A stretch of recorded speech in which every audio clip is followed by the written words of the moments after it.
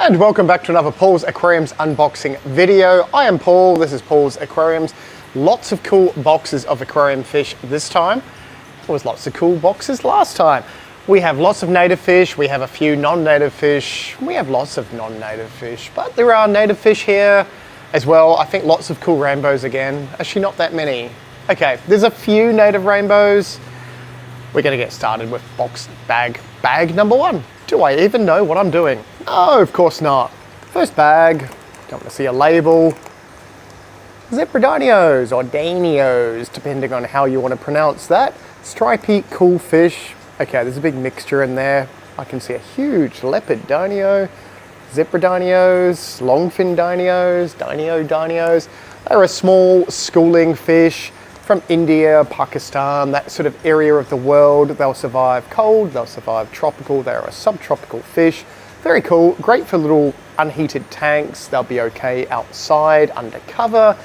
Cool little fish if you want something stripy and non-stripy, like the spotty ones, which is a different species, for your tank. They will survive tropical as well. So anything from, like, say 5 degrees up to about 25, 28 degrees Celsius, and they will be happy. That was the first bag.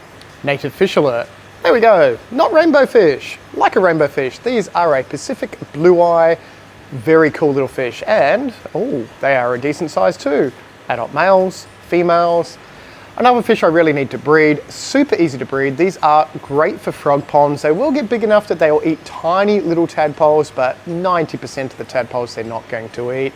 Native fish, they will survive more alkaline than acidic. They'll even go into full salt water, which is kind of bizarre, but they live around creeks, river mouths and that, so they'll go into the ocean. That's going into the ocean.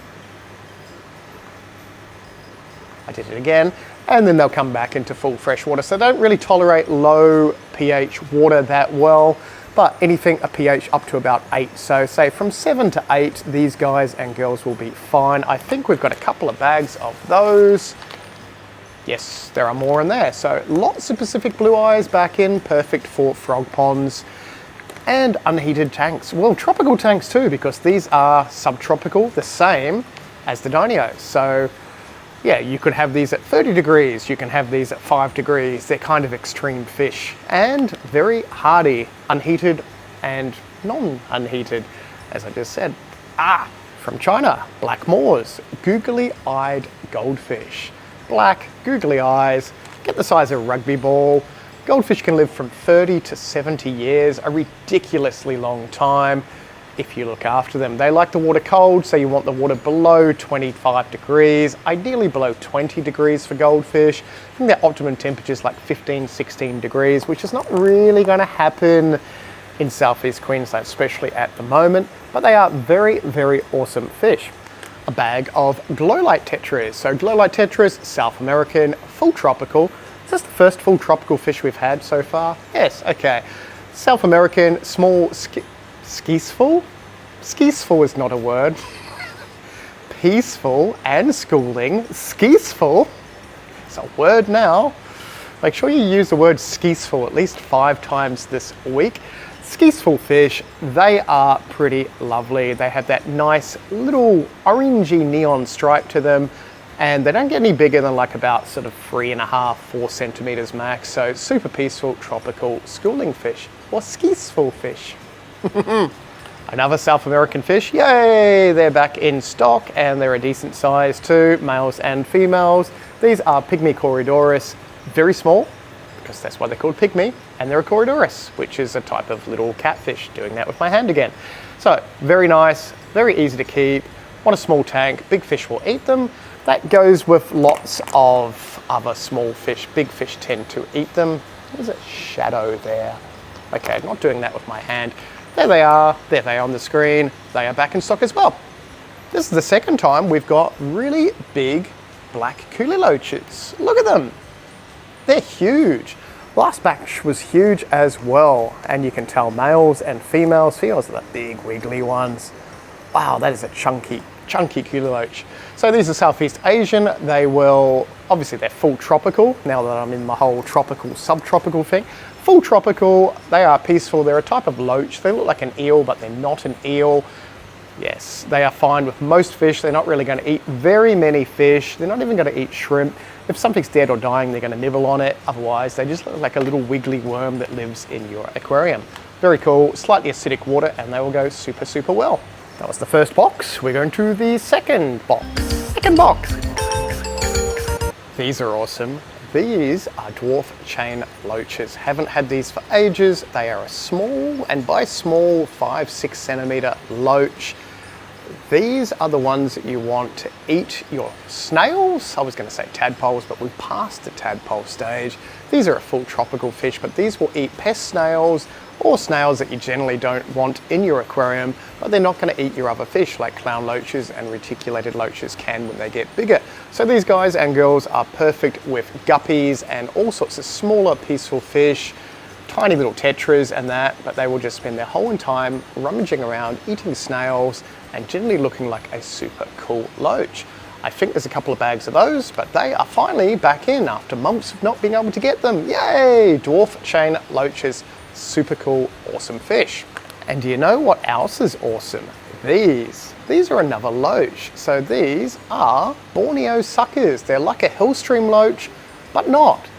It has been a good 6 or 8 months since we've had these, and I'm pretty sure, yes there is, there are 2 bags. So I think we've got about 30 or 40 of them. They are a cold water or temperate suckerfish. I know, so you can keep these unheated, ideally unheated, because they're 18 to 25 degrees is their range. They come from Borneo, hence they're a Borneo sucker, but they come from mountain streams with lots of current, lots of oxygenated cool water, so you need a lot of circulation. So they ideally want rocks with a lot of flow. So if you've got like a little power filter you put on the side and the back of your tank, you can jet the water on some rocks, and they're going to spend all their time on those rocks, jumping back and forward, looking very cute. They're not going to max out any bigger than like 8 centimeters or so. Very cool little stream suckerfish. They will eat a little bit of algae, but they eat biofilm, they eat like meaty foods as well, as long as they're not too high in protein, but they will eat bloodworms, brine shrimp, biofilm, algae, that sort of stuff. Finally got them back in. Happy days. Oh, we're on a good roll with fish. Big, meaty cardinal tetras. Perfect. Wow, that's pretty awesome. Okay, sometimes they turn up, they're not great. These are great. Look at them. They should even be colored up there. Cardinal tetras back in stock, like a neon, but they have the solid red belly. They will get bigger than a neon. Like the water, more acidic, so anything from a pH of 5.5 to 6.8, they will be fine. Do not like the temperature lower than sort of 25, 26 degrees, but they'll find up to like 30 degrees and a low, soft, acidic pH. And happy tetras. So cool. We have the stripy version of, you just dripped. We have the stripy version. Everyone saw that drip. A replay of the drip. We have the stripy version of the kuli loaches. So like the brownie black kuli loaches, but they have the stripes. Same sort of thing, different species. They'll get about the same size. Very nice, peaceful, stripy cool fish. Siamese flying foxes. Awesome at eating algae. They will get pretty big though. They're gonna get that 15, 20 centimeters, but while they're small, they do an excellent job of eating hair algae and lots of other types of algae. Perfect for planted tanks. When they get bigger, you need to move them on to bigger tanks, but when they're small, awesome algae eaters. Siamese flying foxes back in. And the last bag in these boxes, we have, what are they? Cherry barbs. They are cherry barbs. Males will go cherry, females will go barb. Yes, they do. Bright red, peaceful little barb. Now, not all barbs are nippy. A lot of people say, all barbs are nippy. That's them saying that, not me. They are not. These are super peaceful, so you can mix them with guppies, with delicate flowing fins, tetras, you name it. Cherry barbs are super peaceful. And they'll go a nice bright red color as well. So nice cherry barbs back in stock. That was all in that box. We're going to jump to more boxes. Ooh, and then hopefully some Australian native fish, but I don't think there is any now. I think there are different stuff. We're going there now. I have a whole heap of smaller boxes. I know. So instead of unboxing another box, there are multiple tiny boxes. Exciting stuff. And in the first box, we have a giant bag. Lots of guppies. Oh, I haven't seen these yet. Well, I'm seeing them now with you, but we have male and female guppies. Oh yeah, look at them. Okay, quite a few. So they'll be on the screen now. We did get some from the same wholesaler, I think like 2 weeks ago, something like that. I'm pretty sure it was 2 weeks ago, and they were super colorful. They're up there. We still have some of those left, but now we have those. They probably look the same on the screen, but they look different in the bag to me. But lots more males and female males and female guppies? Males and females guppies. No, wait. Male and female guppies. Lots of male and female guppies. They are live bearers. They'll have live babies. They are a tropical fish. You want to keep them 20 degrees to 26 or so. Below 20 degrees, they kind of hate life. So keep them warm and they will be wonderful. But lots of guppies back in stock. More native rainbows. Oh, these are the cool ones from Western Australia. Right up the top of Western Australia. Drysdale River, I'm pretty sure. It might be the Alligator River in Drysdale, but they are a super awesome rainbow fish. Yes, males and females. I got lots more this time. I think there's like 2 bags, so a whole heap of them. There they are colored up, so I can pinch a few myself. Yes, awesome rainbow fish. They'll get massive. They are a full tropical rainbow fish right up the northwest coast of Australia, which is that way sort of thing. Yes, they will get huge, they will get colorful, pretty peaceful. You can keep them with adult neons, but not little tiny fish because they will accidentally swallow them. Lots of awesome rainbows. Australian native, yay, Australian native rainbows.